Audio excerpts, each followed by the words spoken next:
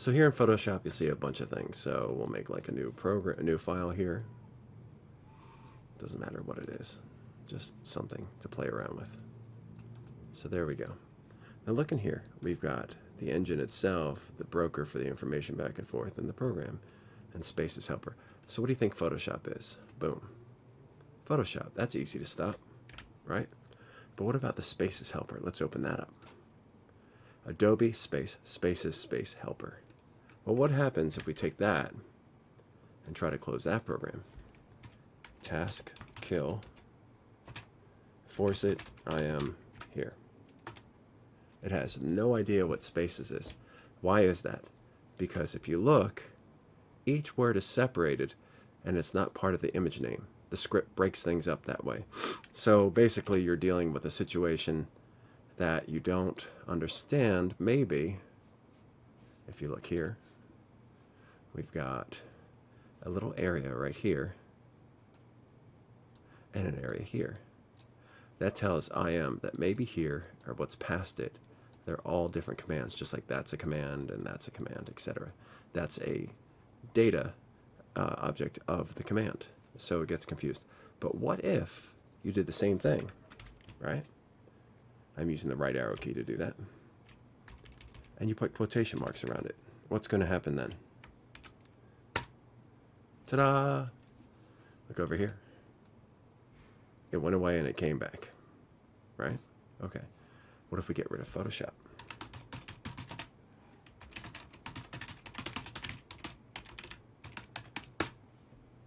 Good, everything's gone, including all of its dependents. Now, in this virtual machine, it looks like it's still there, but it's definitely not. Can't explain that exactly, but just refresh it by reloading, and you'll see that it's not there. The IPC broker is still there, so if we go here, and we don't want that running. So this becomes monotonous after a while.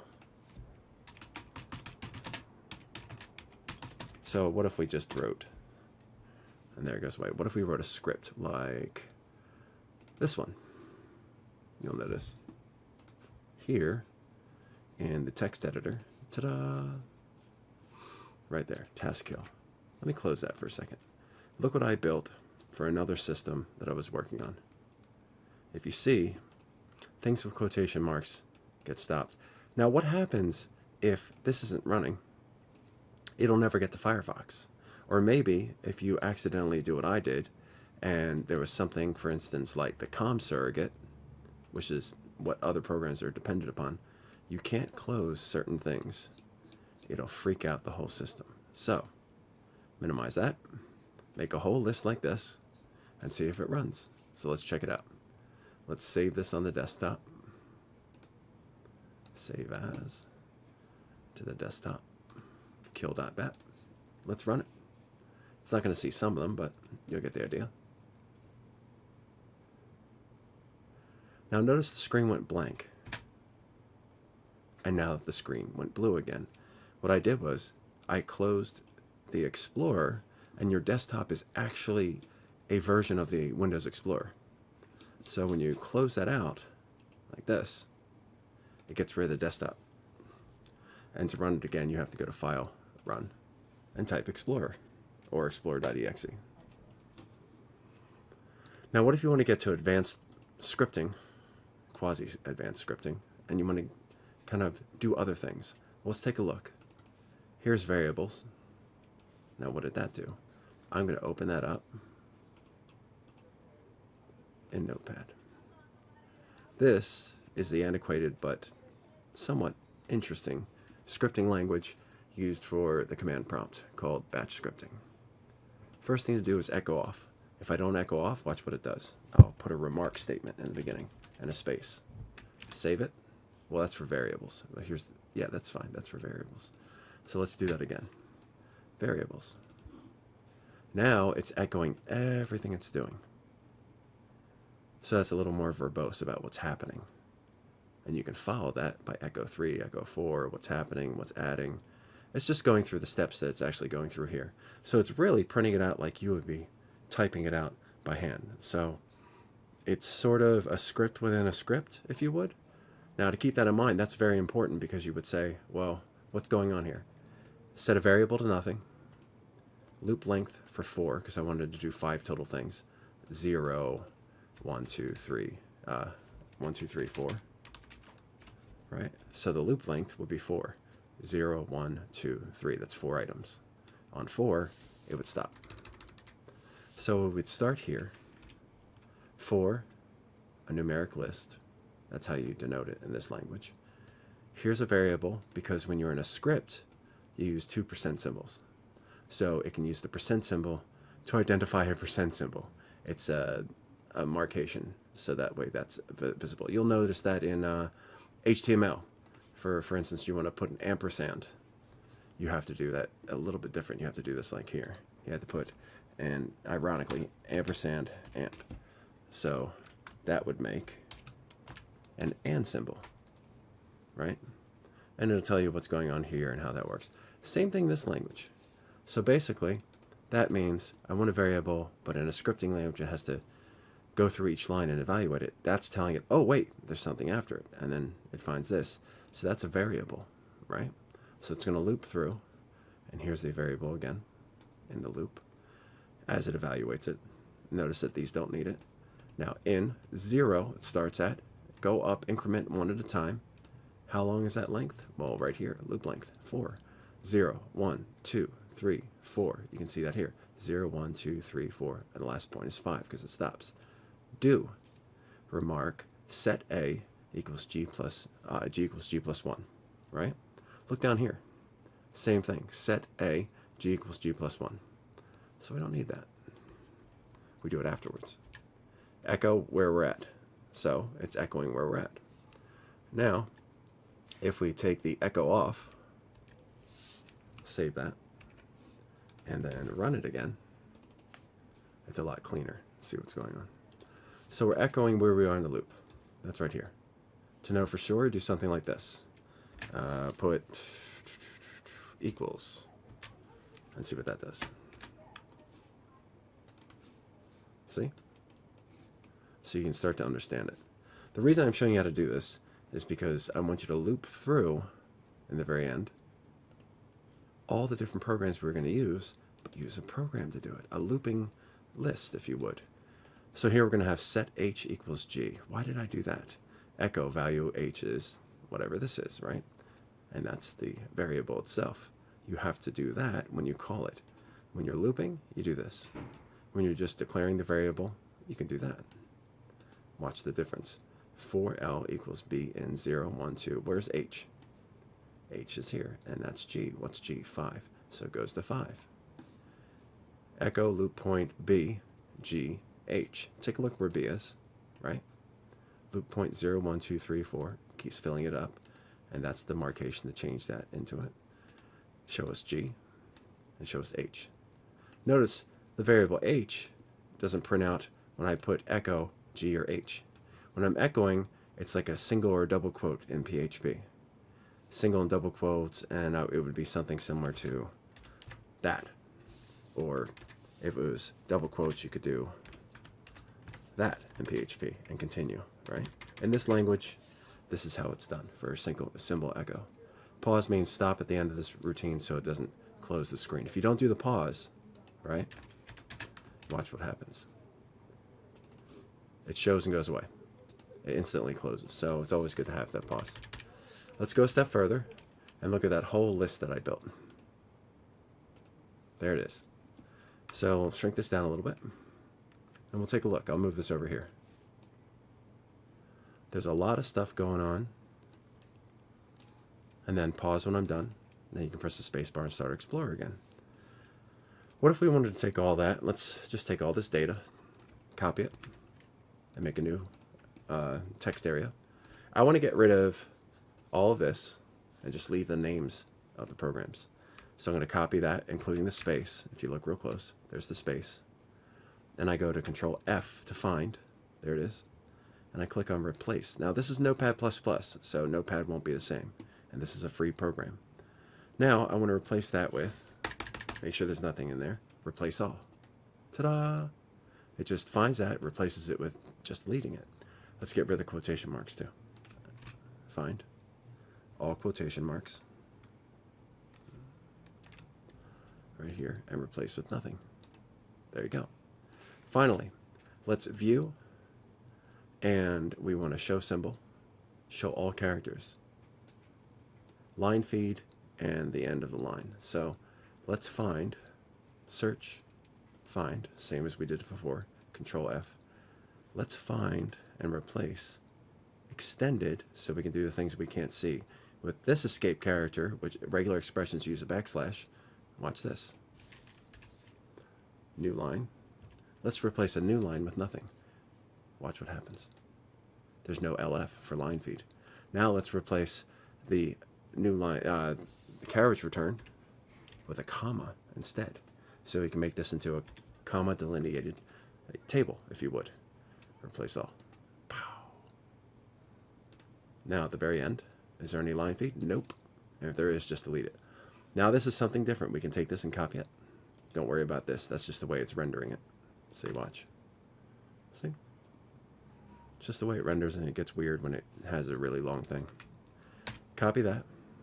And then we put it here. Set the programs we want to kill are right here. Boom. Notice that there's a quotation mark at the end here and a quotation mark here, because now I'm setting this as a string of data and it evaluates it with the equal sign, but I have to put the quotation marks around it. With integers and numbers, you don't have to do that, but with text, you seem to. Now what we're going to do is a bunch of fancy programming where when we're going to loop through, and this programming script language is really just relying on plugging things in. So if you didn't do this at the top, enable delayed expansion, and the extensions are fine too. If you didn't do that, when it loops through, it would evaluate a number like I and place it all in where it's at. And then it would just never loop, and the number wouldn't change. So in this case, let's use a variable called f, with a double, for the loop itself. In this string called programs, progs, colon, notice there's a quotation, in quotation, it's an evaluation. I want to replace all commas, all items that are divided by commas, and make sure that it equals to the next segment. And then that would be part of it. It would place it at the end. Do. Now, set program name, that would be this, that it finds. The segment that it finds, broken by a comma. Now, we're going to evaluate this neat little thing with the exclamation point on each side. It means evaluate what happened here. Otherwise, it would just do it one time. It wouldn't be able to plop it into there. So the program name, colon, equals, replace it with nothing. Remember we did that over here? Because if you don't do this, it does quotation marks around the whole thing. You can't get rid of them, and you can't put the exe at the end. All right? Now, since I already put an exe here, you'll notice I forgot to get rid of all the exes. So it's going to do it double. It's not going to know what's going on. So let's save that and take a look. There it is. See how it does double exe? So basically, I forgot, if I close this, go back over here, and I'll find all.exe and replace it with nothing, because I just need the names of the programs. There we go. Try that again. Go here. Paste that in. Now, when I go through the loop, that does the program name. See how there's two steps of replacing, get rid of the quotation mark it creates. Now it equals its own self evaluated, and then add exe at the end. Some languages you have to do like this, or something to that effect, you know, or, you know, $ prog dot equals dot exe. In some languages, the dot PHP means add on to. And here we don't mean that. It's just a string that it evaluates, and it puts the information and evaluates what's going on there and spits into here. And then you can echo it so you can see what the heck it is. And then this is very complicated. We'll get to in a second. Save this. Run that again. Look. Can't find some of them, but it keeps going if it doesn't find it. It got rid of my executable, and then I continue. Now, if we're looping through tasklist, find the task, and you can look these up, right?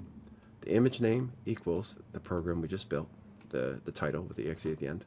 Make sure it's not null. Find it, and then make sure that it's not null as well.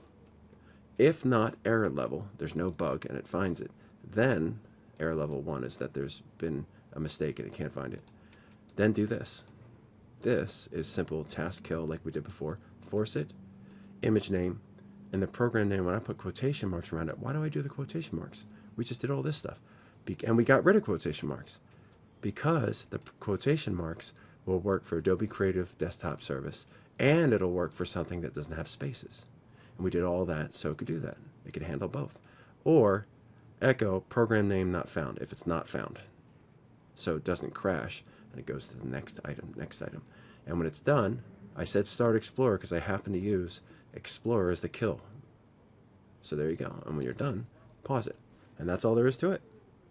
I know it's a lot to get through, but let me show you again a couple of things. Some of the important things here are, go here. So task list, look these up and you'll learn with task list what it is. In fact, I'll show you right now. Let's look at task list in another CMD. Boom, task list. All right.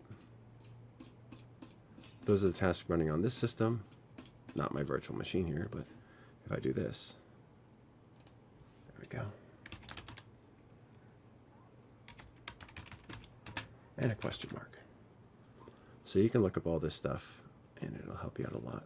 Learn all the different properties. So let's move this over here. What's NH? Specifies that the column header should not be displayed in the output, valid for only table and CSV formats. What's FI mean? Filter displays a set of tasks to match a given criteria specified by the filter. So look for the thing I said and make sure it's not null. Find it, see if it's there. And make sure it's not null. If no error level, try to kill it. Else, I couldn't find the program because there was a bug. Seems kind of redundant, but it's not. So let's look at that here. Task kill. All right. Again, F is to forcefully terminate the process. IM is the image name. Make sure not to do this. Do not put the IM here and then the force here, because now the image name would be force. That doesn't make sense. And the image name can't go begins. You have to put force it space. Another option, image name, little space, and the name with quotes. So things with one word or a word with a space like Adobe won't freak out. And like I said, you could see that here. Just look at your look at your task manager to see what's running and look for different things with different words. Now you'll find weird things like some of the the Microsoft programs, like for instance, let's open up Calculator and I'll show you. There's a special case I'll go into in another tutorial. There's Calculator, it's running. So I want to stop Calculator. Let's open it up and find it. Boom. Right click, properties. What's its name? Holy crap, what is that? Now, is there a way for me to stop that? I don't know.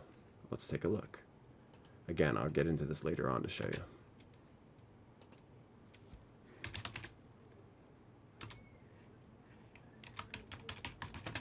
Force, IM. Boom. Could not be found. Later on, I'll explain what's really happening and what this actually is. So stick with things that have an executable ending or a service that also has it, like a tablet service for my drawing tablet. I could actually right click on there. See? Tablet Service Pro. That you can definitely get rid of. Oops.